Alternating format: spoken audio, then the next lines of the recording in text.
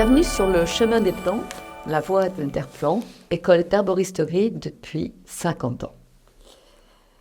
Je m'appelle Marie-Hortense et je suis en compagnie, une fois de plus, de Pierre Manfredi, écrivain, docteur en pharmacie, formateur au sein de notre école.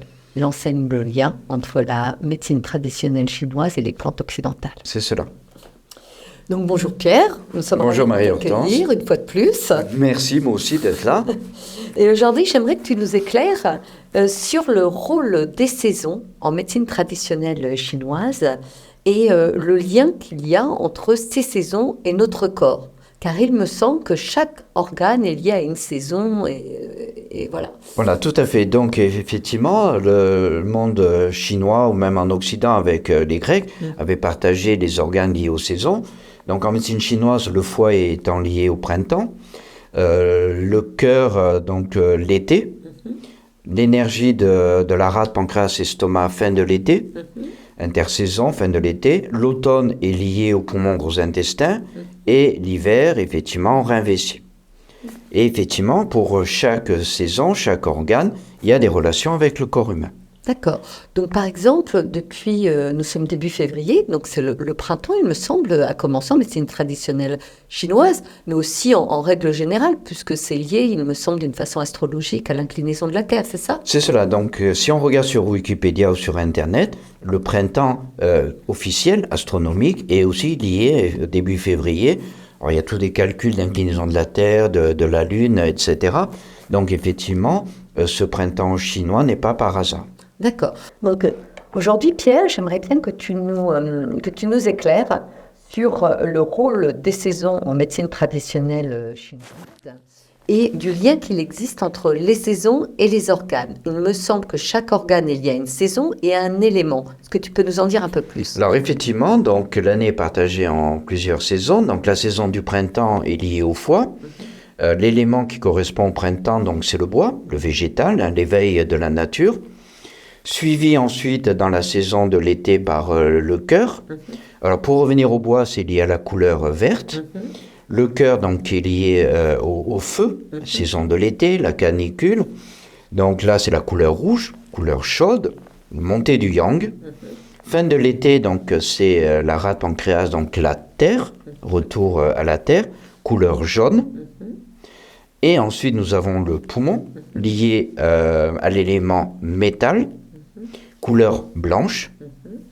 Nous avons ensuite pour l'hiver le rein, lié à la vessie, lié au froid et à l'eau. Et là nous avons effectivement l'élément, c'est l'eau. D'accord. Et la couleur, c'est le noir. Le noir.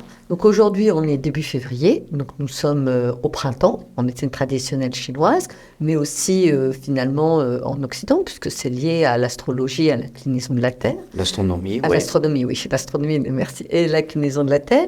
Donc nous sommes au printemps, nous sommes dans la saison du poids et donc du foie.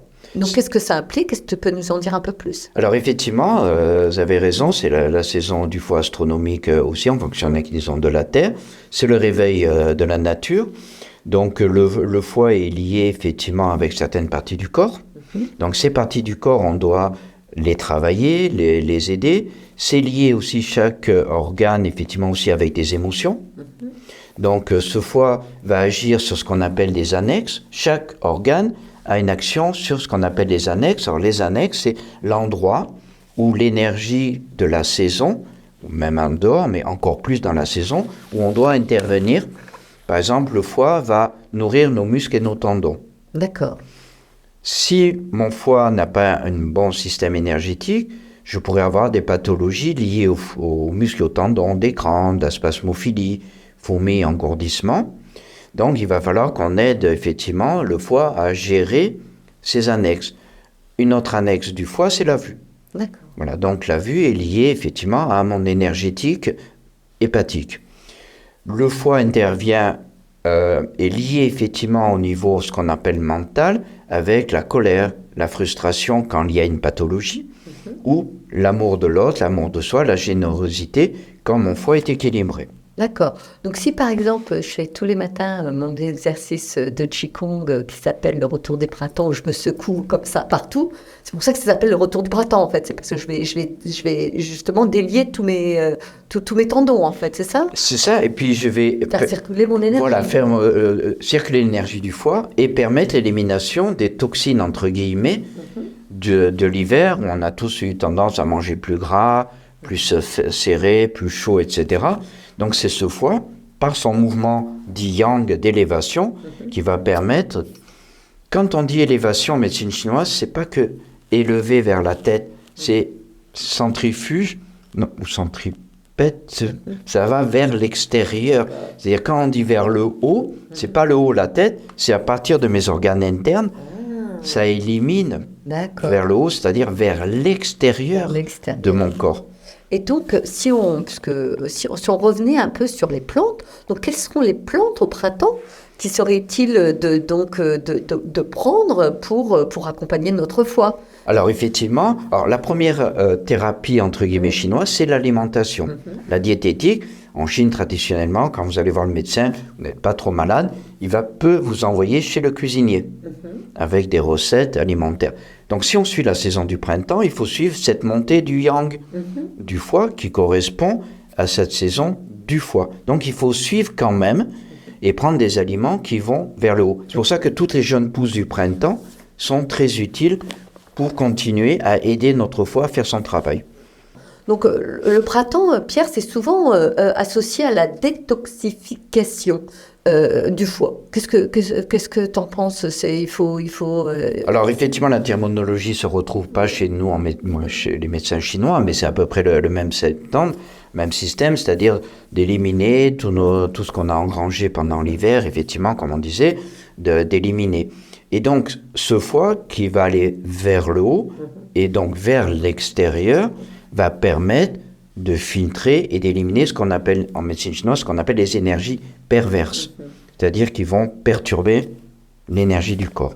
D'accord. Que ce soit alimentaire ou externe, climatologique.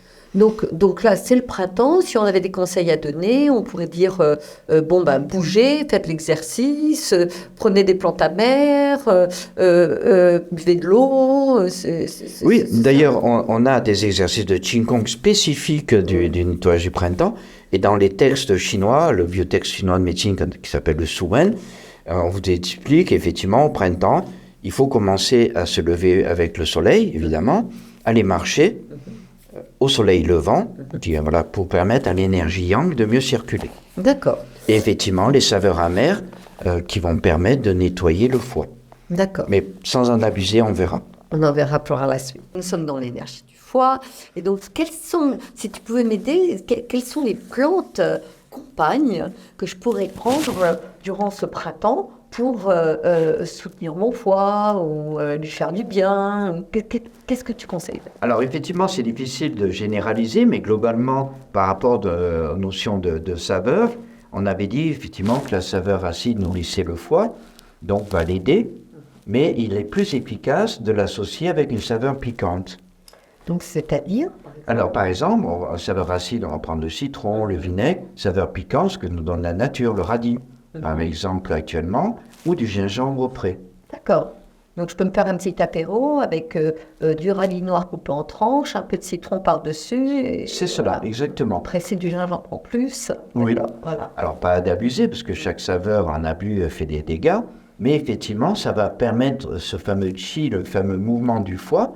Donc le citron va agir effectivement par cette acidité pour nourrir le foie, mais pour le mettre en mouvement. D'accord. Donc, soit manger jeune pousse, comme on avait dit tout à l'heure, mais aussi de prendre une saveur piquante. D'accord. La saveur amère que l'on peut conseiller va être complémentaire dans certains cas hépatiques, on pourra voir plus tard, c'est-à-dire une congestion du foie, un foie trop chaud.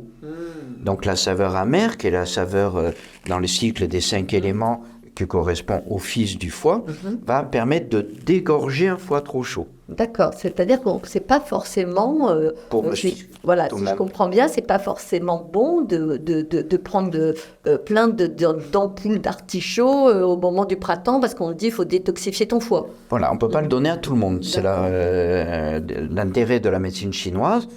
c'est qu'effectivement, si on prend trop de saveurs amères alors qu'on n'en a pas besoin, on va, ce que j'appelle les Chinois, abraser le foie, donc de le fatiguer. Et ce qui est assez étonnant, et ça marche vraiment dans la clinique de tous les jours, si on dégorge le foie trop vite ou pas à bon escient, la saison opposée, qui est l'automne, vous aurez des problèmes de gastro et de diarrhée. Ah, d'accord. C'est souvent l'organe opposé qui va appeler au secours d'un mauvais traitement, entre guillemets, thérapeutique de l'organe de la saison opposée. Donc, si tu nous pouvais conclure sur cette saison du printemps, quelles sont, on va dire, pas les règles, mais les bonnes manières à adopter et quelles sont les plantes qu'on peut rajouter dans notre alimentation pour ce printemps? Tu nous dirais quoi? Alors, sans faire un diagnostic, sans faire de diagnostic de façon générale, gardez une saveur acide, pas de bêtises, une petite saveur piquante. Néanmoins, vous pouvez en petite quantité rajouter une saveur amère. Et si je garde ces 3 saveurs-là, a priori, on ne fera pas spécialement de dégâts dans une posologie alimentaire. Voilà. Une petite salade de jeunes pousses de Par exemple, les roquettes, avec sauce citron. Roquette. La roquette avec le citron, il y a de l'amertume, il y a du piquant et de l'acide. Voilà. Donc, les salades de pissenlit, effectivement, la feuille ou la fleur de pissenlit, avec un petit peu de citron, un petit peu de gingembre, on aura cette action de mouvement sans faire de dégâts que si je prenais que du pissenlit ou que de l'acide ou que de piquant. Tout est toujours une question. Il y a un équilibre. Voilà. On a ce qu'on appelle le triangle des 3 saveurs en médecine chinoise qui agit sur 3 organes. Ce qu'ils appellent le père. Donc le père au printemps, ça va être, ou la mère, le foie. Le petit-fils, donc la terre. Et dans le cycle domination, la grand-mère qui équilibre mon foie. Donc dans le cycle des 5 éléments, on a le foie, acide. La terre, on va donner de la saveur douce un tout petit peu. De la saveur amère si j'ai une surpression. D'accord. Saveur douce, on n'en a pas parlé, mais si je prends trop d'amer, il faut que je rajoute des fleurs douces. D'accord. Qu'on retrouve dans la cuisine, les fleurs de mauve, etc. D'accord. Et donc le piquant lié au poumon pour équilibrer mon foie. D'accord. Écoute, merci beaucoup Pierre. On se retrouvera bientôt pour parler plus précisément du foie. Voilà. D'accord. Merci, à bientôt. À bientôt.